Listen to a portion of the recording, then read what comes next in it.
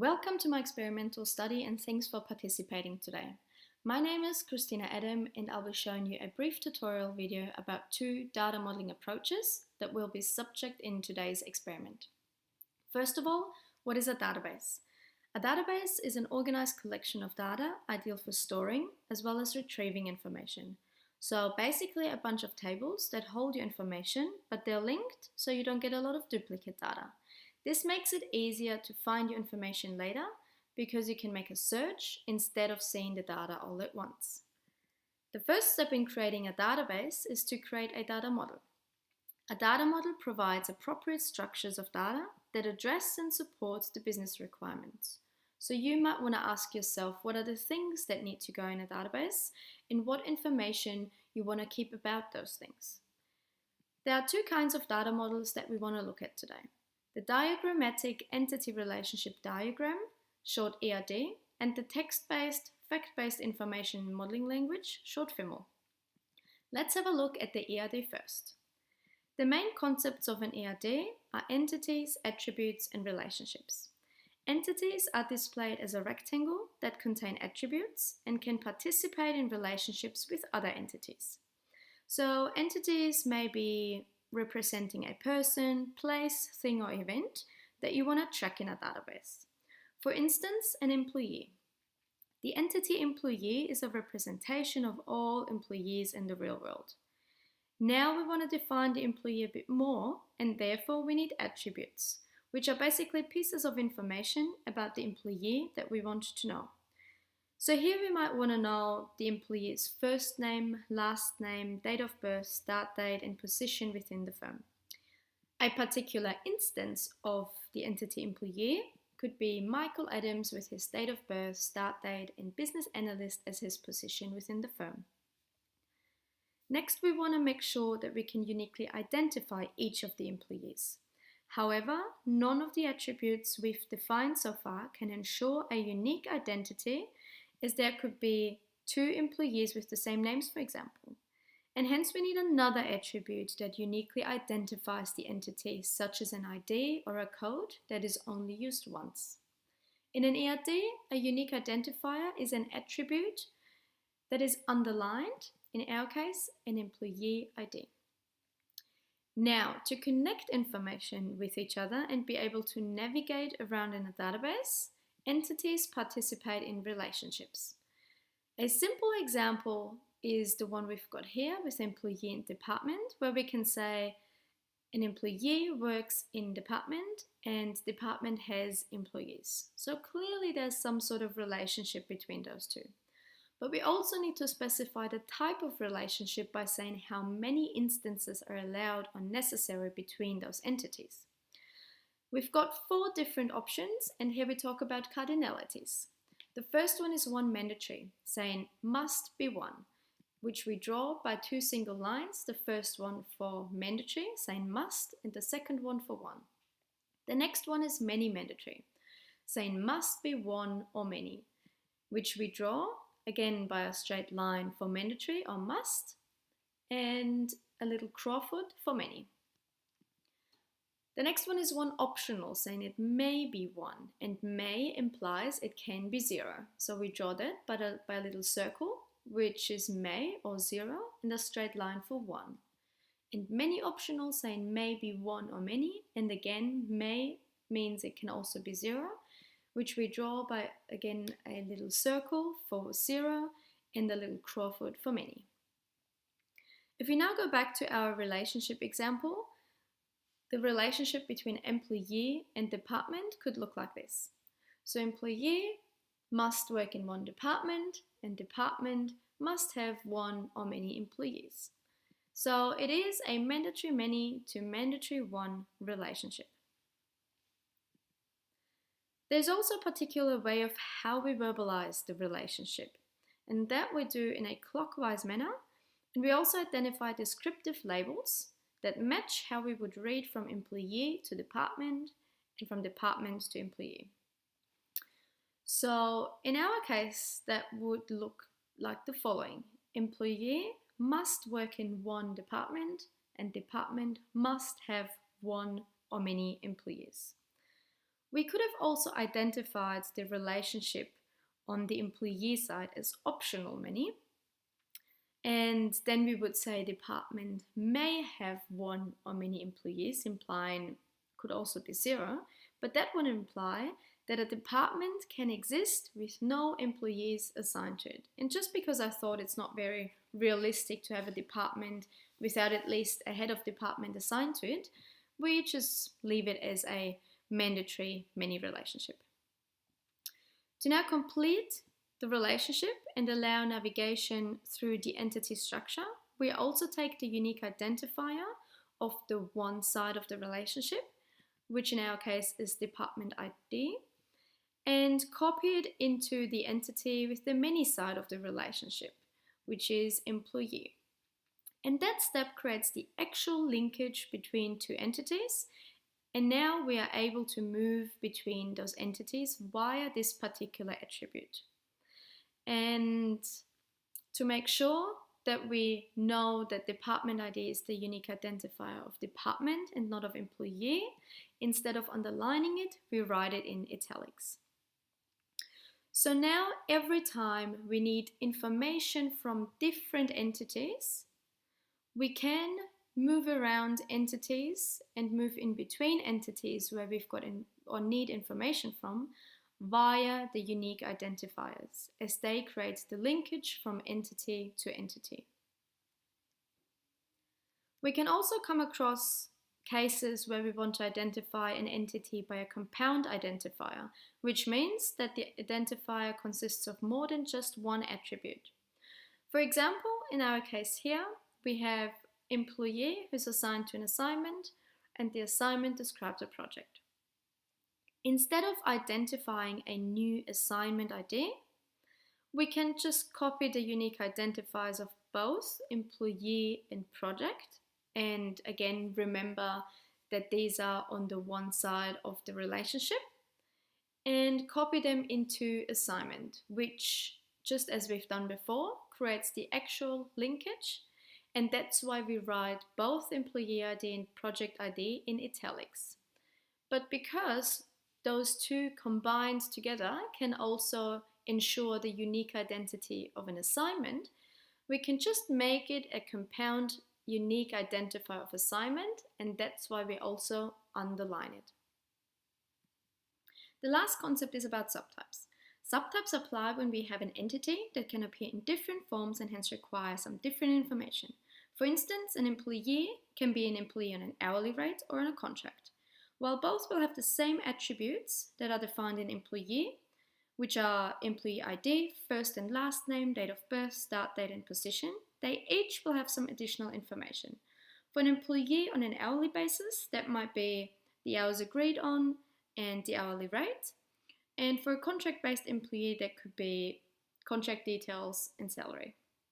In an ERD, subtypes are displayed in the following way. As we said, each subtype inherits all the attributes defined in its so-called supertype, here employee. That means that, for example, hourly employee doesn't only possess the attributes hours and hourly rate, but also the 6 other attributes defined in the entity employee, including its unique identifier, employee ID. Subtypes also inherit relationships from its supertype. So let's say employee has a relationship with department. Then this relationship applies to both hourly employee and contract employee as well. There can also be situations where only one particular subtype of an entity participates in a relationship with another entity. So in this example, contract employee must work for one contract agency, and this relationship only applies to contract employee, and that's why it's directly connected to this subtype. To complete the linkage in the relationship, again, we have to take the unique identifier of the one side of the relationship and copy it into the entity of the many side of the relationship. So that's why agency ID, written in italics, goes into contract employee. Here we can see a complete model of the concepts that we've talked about. Department which must have one or many employees, where employees can be an hourly employee or a contract employee, and a contract employee must work for one contract agency, and employees that may be assigned to one or many assignments, and an assignment which must describe one project. Please take a few moments to go through the model again.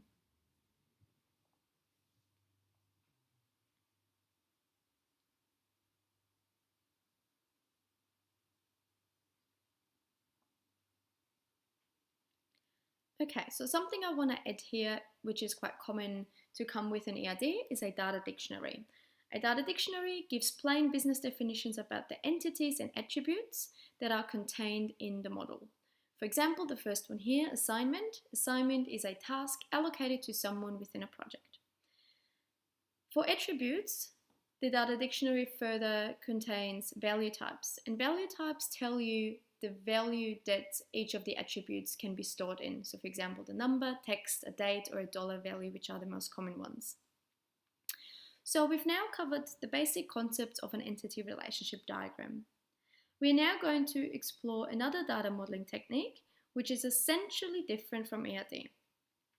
Instead of using a diagram, the fact-based information modeling language, short FIML, uses only natural language text to describe the model. And the main difference is that FIML doesn't use the concept of attributes, but quite different structures and concepts instead, which we'll look at now.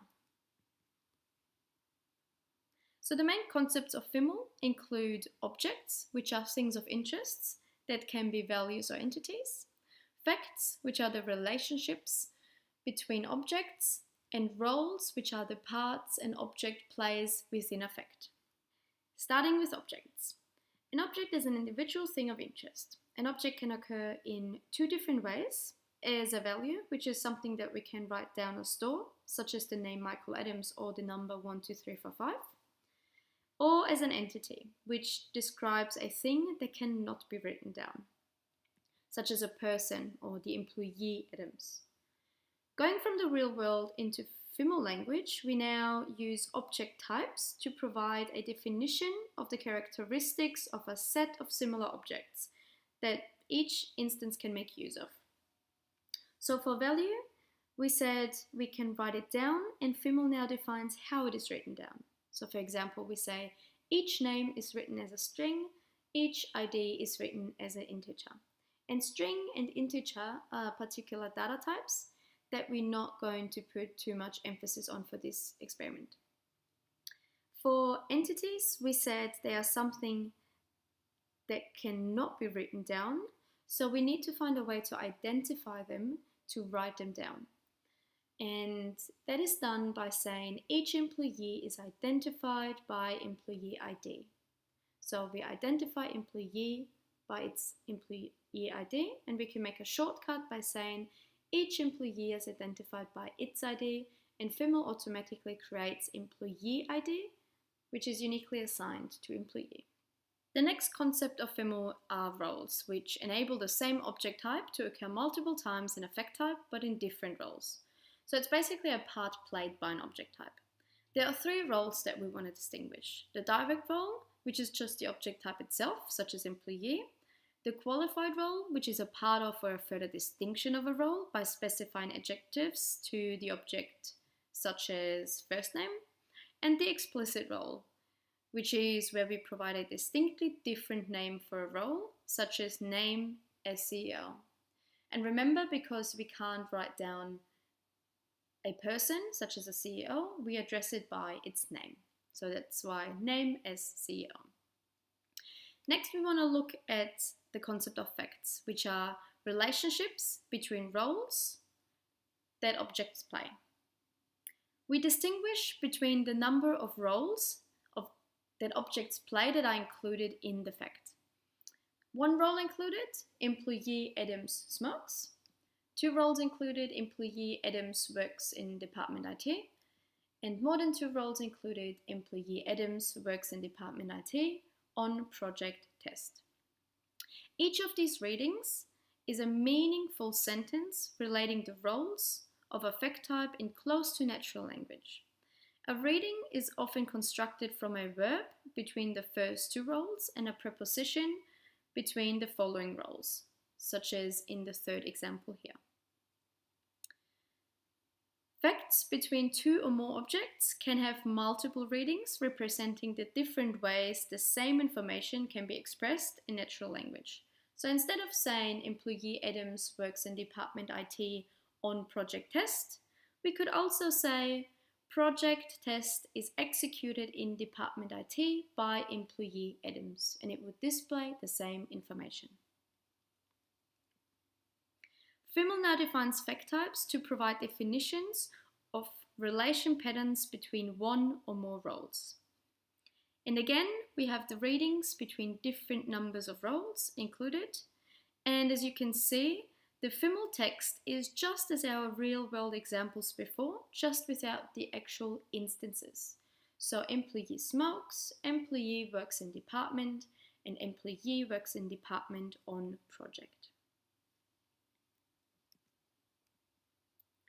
There's also a bit of a special case that we call named fact types.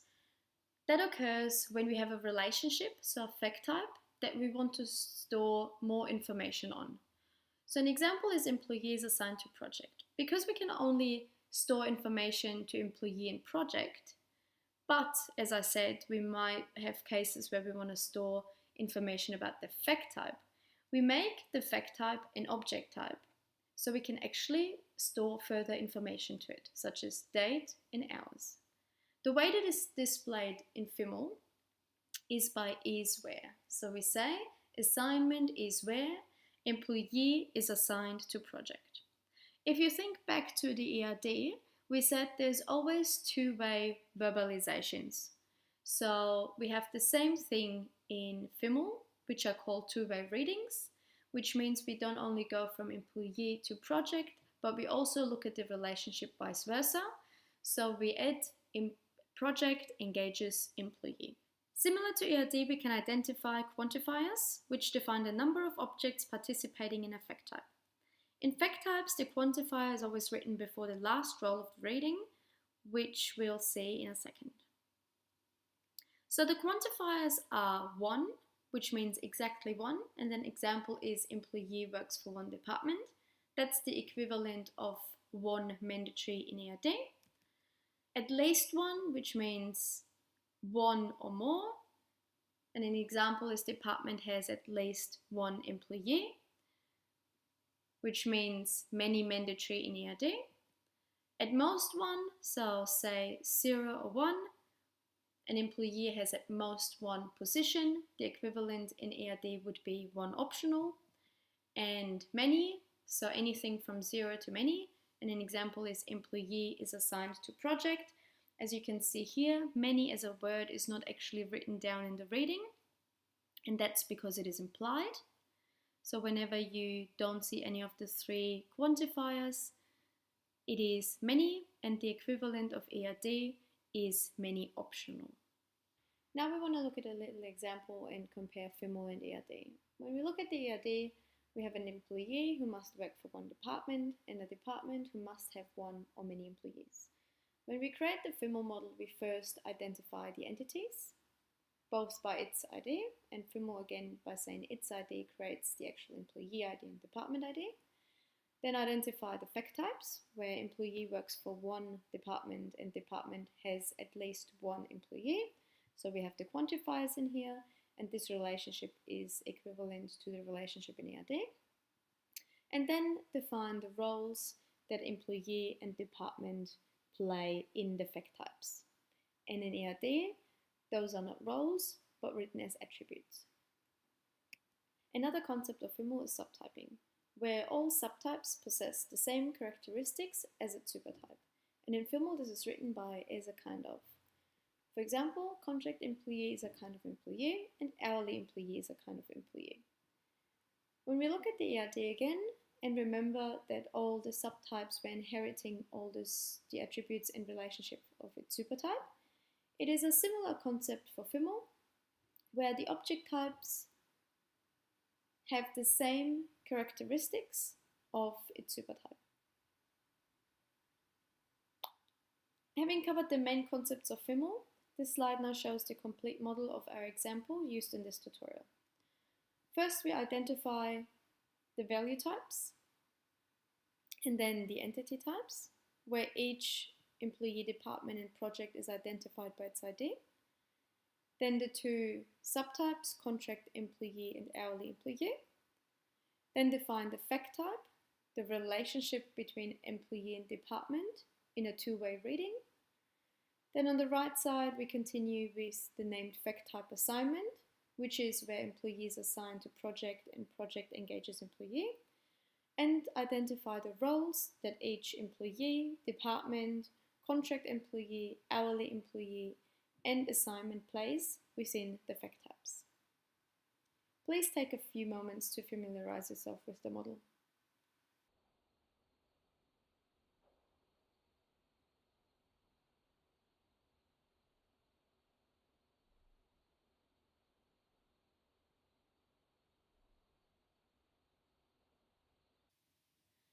Okay, so now we've covered both ERD and FIML, and I just want to give you a brief summary of both of their main concepts before going on.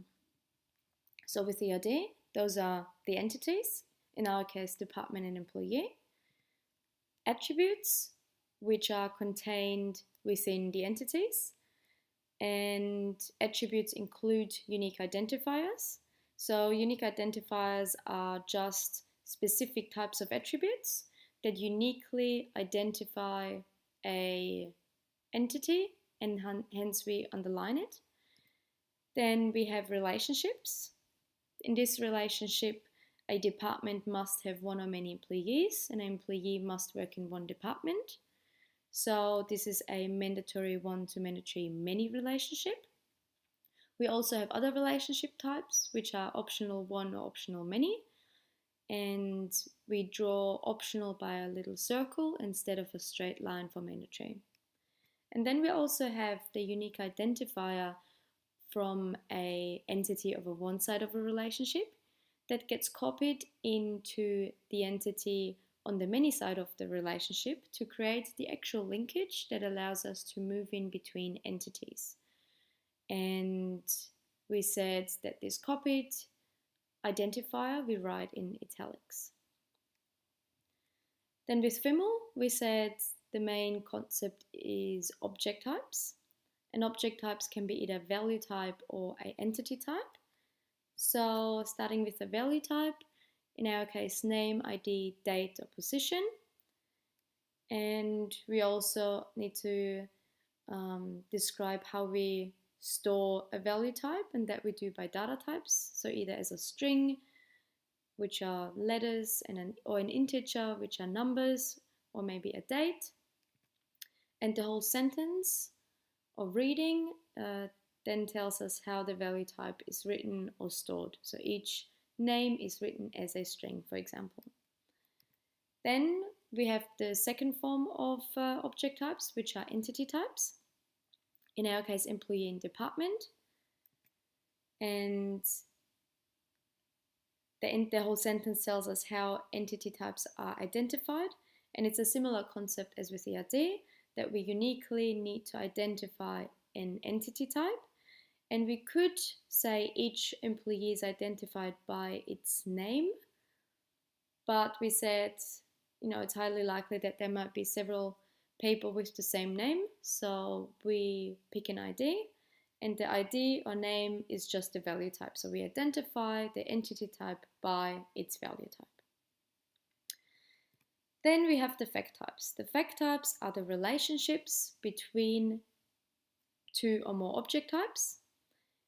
And here that's employee and department. And again, we have the two-way readings, not only from employee to department, but vice versa from department to employee. So the relationship consists of some words that describe the relationship. In our case here, for example, works for or has, plus the quantifier, which is one or at least one in this example. If we then look at the next section, we have employee and department. And as we said, they're both object types in general and entity types more specifically. And here they just play a direct role, which is just the object type itself. But there are also two other roles, which are the qualified and the explicit role. The qualified role is where a value type plays a distinctly different role. So, for example, department name, or a few lines above, first name, last name, birth date, start date. And then we have the explicit role, which is name as head of department. So again, name is the value type, but we just explicitly define how name is used, and that's name as head of department. And the last one is the quantifier, which we just mentioned in the fact types, where there's one, at least one, and at most one in our example, but we also have many, which is a implied default case, so which isn't actually written. Okay, so we've now covered all the concepts, and now I would like you, before you go on with the experiment, to show you what you need to do and what you can expect within the experiment. You're presented with a set of demographic questions, survey questions, with a total of 44 questions to 4 models, and some self-estimation questions about the models at the end of the experiment. The models will be 2 ERD models and 2 FIML models, both in a simplified and more complex version. Please make sure that you read the questions and instructions carefully. When you're provided a link to the models, make sure that you have 2 windows open side by side, one with the model and one with the survey, so that makes it easier to simultaneously look for the answer within the model. Please also take your time to answer each question properly. However, try not to pause or go away from the screen, as the time will be tracked that you take to answer each model. In case you do get interrupted, note down at which question you stopped, for example question 5 model 3, together with the length of your interruption. At the end of the survey, you will be provided a comment field where you can note down this information. Okay, now I just want to show you how you access the models, and therefore I'll go into the survey, and when you get to that point where you're presented with the first data model, which is a simplified ERD, you see a link here where you please right click and say open link in new window. So that opens the window for the model, and that's the simplified version here, and below you'll see the data dictionary where you can look up entity and attribute definitions. The complex ERD will be exactly the same, but obviously the model will be bigger and hence the data dictionary will be longer.